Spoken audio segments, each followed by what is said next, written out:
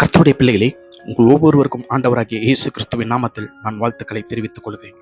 கடைசி காலமாய் இருக்கிறபடினால் இன்னும் சத்துருவுக்கு நன்றாக தெரியும் தனக்கு இருப்பது இன்னும் கொஞ்ச காலம்தான் என்று சொல்லி, அந்த கொஞ்ச காலத்தில் கூடுமானம் வரையிலும் தேவனால் தெரிந்து கொள்ளப்பட்ட பிள்ளைகள் அனைவரையும் வஞ்சிப்பதிலே அவன் தந்திரம் உள்ளவனாய் இருக்கிறான். ஆகவே ஒரு முக்கியமான சத்தியத்தை உங்களிடத்திலே நான் பகிர்ந்து கொள்ள விருப்பப்படுகிறேன்.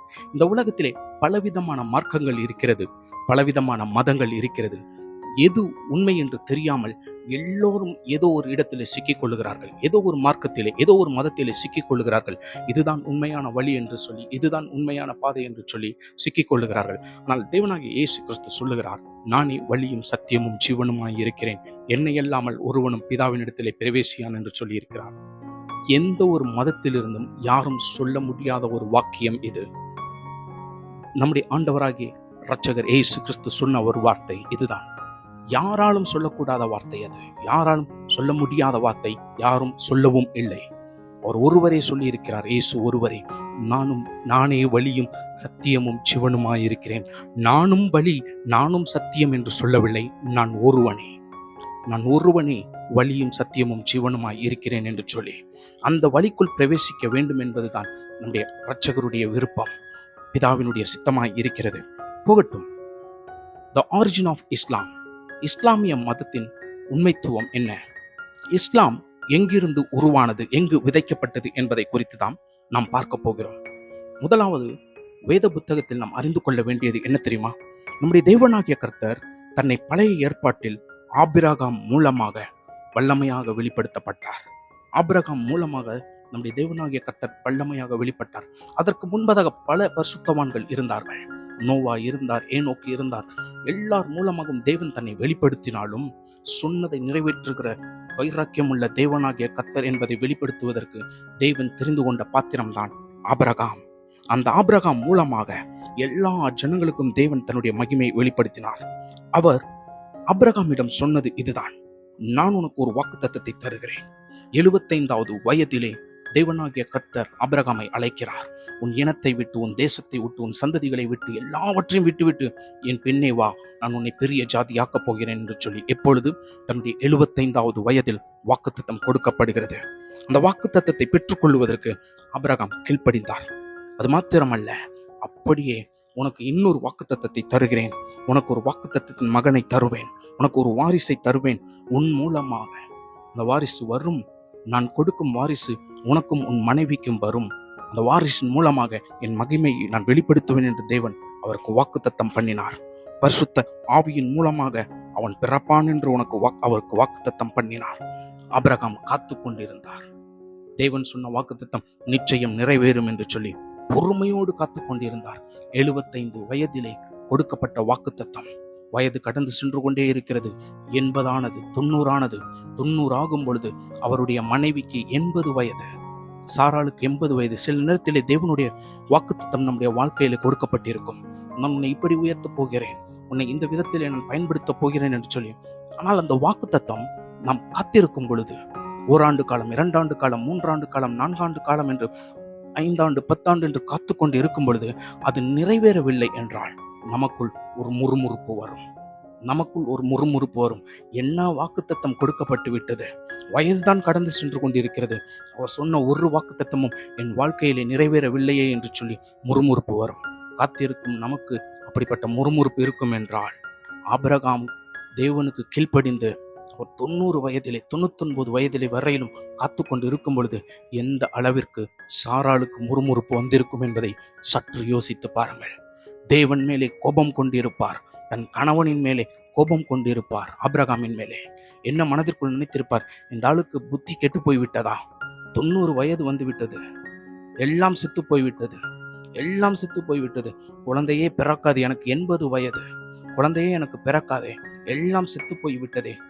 உண்மையில் மெடிக்கல் பிரகாரமாக ஆபிரகாமுக்கும் சாராளுக்கும் குழந்தை பிறப்பது என்பது கடினமான ஒரு காரியம். பிறப்பதற்கு வாய்ப்பே கிடையாது. பிறப்பதற்குரிய எந்த ஒரு தகுதியும் இல்லாதபடி எழுந்து விட்டார்கள், வயது சென்று விட்டது.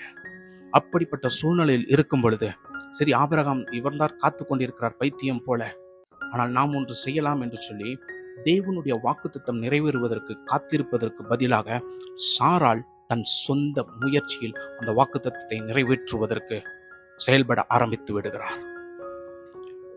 மனைவிக்கு கீழ்ப்படிவது நல்லதுதான், மனைவி சொல்லுவதை கேட்பது நல்லதுதான். ஆனால் எல்லாவற்றிற்கும் பொருந்தாது என்பதற்கு இந்த ஒரு சம்பவம் எடுத்துக்காட்டாக இருக்கும். அதனால் நான் பெண்கள் சொல்லுகிற வார்த்தைக்கு கீழ்ப்படிய வேண்டாம் என்று நான் சொல்லவில்லை. எல்லாவற்றிற்கும் கீழ்ப்படிய வேண்டும் என்பது முக்கியத்துவம் இல்லை. சில நேரத்திலே நம்முடைய வாழ்க்கைக்கு அது ஒரு பேரதிர்ச்சியையும் கொண்டு வந்து விடலாம். யோசித்து நிதானித்து செயல்படுவதுதான் நல்லது. ஒரு கணவனும் மனைவியும் ஆலோசித்து தெய்வ சித்தமா என்பதை தெரிந்து கொண்டுதான் செயல்பட வேண்டும் என்பது என்னுடைய தனிப்பட்ட கருத்தாய் நான் தெரிவித்துக் கொள்ளுகிறேன். ஆபிரகாம் 90 வயதை கடந்து சென்று விட்டது. வயது சென்று கொண்டிருக்கிறது. உற்பத்தி ஆவதற்குரிய திறன் இல்லை. எல்லா விந்துகளும் செத்து போய்விட்டது. இனி சாராளால் குழந்தை பெற்றெடுக்க முடியாது. அவளுடைய கருப்பையும் செத்து போய்விட்டதாக இருக்கும். அந்த சூழ்நிலையிலே தேவனுடைய வாக்குத்தத்தம் நிறைவேறுவதற்கு சாராள் தந்திரத்தை செயல்படுத்துகிறாள். அவள் சாராள் செய்தாளா? சாராளுக்குள் இருந்து எப்படி அன்றைக்கு ஏவாளை வஞ்சித்த அதே சர்ப்பம் செய்திருக்குமா என்று எனக்கு தெரியாது. தேவனுடைய கரத்தில் இருப்பது ரகசியம் எல்லாம் அவருடைய கரத்தில் தான் இருக்கிறது. சாராள் ஆபிரகாமை வஞ்சிக்கும்படி ஆபிரகாமிடம் ஒரு தந்திரத்தை கூறுகிறாள். என் கணவரே ஆபிரகாமே, இந்த நேரத்திலும் உங்களுடைய வயது கடந்து சென்று கொண்டிருக்கிறது. நீங்கள் இன்னுமா தேவனுடைய வாக்குத்தத்தம் நிறைவேறும் என்று நம்பிக்கொண்டிருக்கிறீர்கள்? ஒன்றை செய்யுங்கள். என்னுடைய வேலைக்காரி எகிப்திய பெண் ஆகாரை நான் உங்களுக்கு தருகிறேன். அவளை சேர்த்து கொள்ளுங்கள். அவள் மூலமாக உங்களுக்கு வாரிசு உண்டாகும். உங்களுடைய பெயர் நிச்சயம் இந்த பூமியை விட்டு நீங்காது, மரித்து போகாது, உங்கள் பெயர் அற்று போகாது என்று சொல்லி சாராள் ஆபிரகாமிடம் பேசி ஆபிரகாமினுடைய மனதை மாற்றுகிறாள். இந்த இடத்திலே ஆபிரகாம் சாராளுடைய வார்த்தைக்கு அப்படியே கீழ்ப்படிந்து ஆகாரை தன்னோடு கூட சேர்த்து கொள்ளுகிறார். அந்த கீழ்ப்படியாமையின் மூலமாக பிறந்ததுதான் இஸ்மாயில், இஸ்லாம். அந்த இடத்தில் தான் கீழ்ப்படியாமையினால் உருவானதுதான் சாராளினுடைய ஒரு மாம்சீக செயலில் உருவாக்கப்பட்ட ஒரு மார்க்கம்தான் இஸ்மவேல் மார்க்கம். இஸ்மாயில் விதைக்கப்பட்டது, இஸ்லாம் விதைக்கப்பட்டது. ஆகார் மூலமாக இஸ்மவேல் பிறக்கிறார். நீங்கள் ஆதியாகமம் 16வது அதிகாரத்திலே 11வது வசனத்திலிருந்து பார்க்கலாம். கர்த்தருடைய தூதனானவர் அவளை நோக்கி, ஆகாரை நோக்கி, நீ கர்ப்பவதியாய் இருக்கிறாய், ஒரு குமாரனை பெறுவாய். கர்த்தர் உன் அங்கலாய்ப்பை கேட்டபடியினால் அவனுக்கு இஸ்மவேல், இஸ்லாம் என்று பெயரிடு. அவன் துஷ்ட மனுஷனாய் இருப்பான். அவனுடைய கை எல்லாருக்கும் விரோதமாகவும் எல்லாருடைய கையும் அவனுக்கு விரோதமாகவும் இருக்கும். தன் சகோதரர் எல்லாருக்கும் எதிராக குடியிருப்பான் என்றார். யோசித்து பாருங்கள். மாம்ச ரீதியாக செயல்பட்டதின் விளைவு வாக்குத்தத்தத்தின் மகன் பிறப்பதற்கு முன்பதாக இஸ்மவேல் பிறக்கிறார். அவர் மூலமாக உருவாக்கப்பட்டதுதான், விதைக்கப்பட்டதுதான் இஸ்லாம். இஸ்மவேலின் மூலமாக முகமது பிறக்கப்படுகிறார். யோசித்து பாருங்கள். வாக்குத்தத்தம் கொடுக்கப்பட்ட மகன் பிறப்பதற்கு முன்பதாக இதெல்லாம் நடந்து கொண்டிருக்கிறது. இஸ்மவேல் பிறக்கிறார். கீழ்ப்படியாமையின் மூலமாய் துஷ்ட மனிதனாய் பிறக்கிறார். அவர் மூலமாக அவருடைய கோத்திரத்தில் இருந்து, இஸ்மவேலின் கோத்திரத்தில் இருந்து முகமது என்கிற மனிதர் தோன்றுகிறார். அந்த முகமது மனிதரின் மூலமாக கிறிஸ்துவை தேவன் அல்ல என்று மறுதலிக்கும்படியான வார்த்தைகளை கொண்டு பல மனிதருடைய மனதை மாற்றுகிறார். இன்றைக்கு முகமதின் வார்த்தைக்கு இஸ்லாமிய சகோதரர்கள் சகோதரிகள் கீழ்ப்படுகிறார்கள். தேவனுடைய வார்த்தையை மறுதலிக்கிறார்கள். குரானில் கூட பார்க்கலாம். யூதர்களுக்கு கொடுக்கப்பட்ட தோராவை படிக்க வேண்டும், பரிசுத்த வேதாகமத்தை, இஸ்ரவேலர்களுக்கு கொடுக்கப்பட்ட பரிசுத்த வேதாகமத்தை படிக்க வேண்டும், இயேசு கிறிஸ்துவனுடைய போதனையின் பிரகாரமாக நடக்க வேண்டும் என்று சொல்லப்பட்டு இருந்தும் அவர்கள் முகமதினுடைய வார்த்தைகளுக்கு கீழ்ப்படிந்து சத்தியத்தை மறுதலிக்கும் பிள்ளைகளாய் காணப்படுகிறார்கள். விதைக்கப்பட்ட இடம் கீழ்ப்படியாமையினால் மாம்சத்தின் மூலமாக உண்டாக்கப்பட்ட இஸ்மவேல், இஸ்லாம் உருவாக்கப்பட்டது.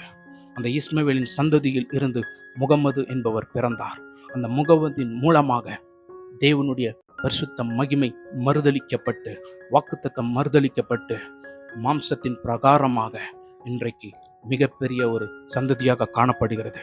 நீங்கள் நம்புவீர்களோ நம்ப மாட்டீர்களோ, தேவனுடைய வருகை தாமதிக்கும் என்றால் 2070க்குள் இஸ்லாம் மார்க்கமானது, இஸ்லாம் மதமானது உலகம் முழுவதிலும் பரவி இருக்கும். உலகத்திலே முதலாவது அதிக மனிதர்கள் இருக்கும் மதமாக காணப்படும். யோசித்துக் கொள்ளுங்கள்.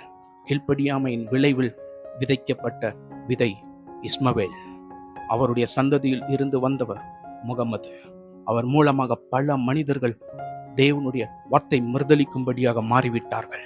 இவருடைய மனம் திரும்புதலுக்காக நீங்களும் நானும் ஜெபிக்க வேண்டும். தேவனுடைய வாக்குத்தத்தம் நிச்சயம் நிறைவேறும், பயப்படாதிருங்கள். நிச்சயம் நிறைவேறும். காத்திருப்பது நல்லது. காத்திருந்து பெற்றுக்கொள்ளப்பட்ட ஈசாக்கின் மூலமாக, ஈசாக்கின் சந்ததியில் இருந்து தாவீது வருகிறார். அவருடைய சந்ததியில் இருந்து இயேசு கிறிஸ்து வருகிறார். அவர் மூலமாக இன்று நாம் அனைவரும் அவருடைய பிள்ளைகளாய் காணப்படுகிறோம். கர்த்தர் உங்கள் ஒவ்வொருவரையும் ஆசீர்வதிப்பாராக.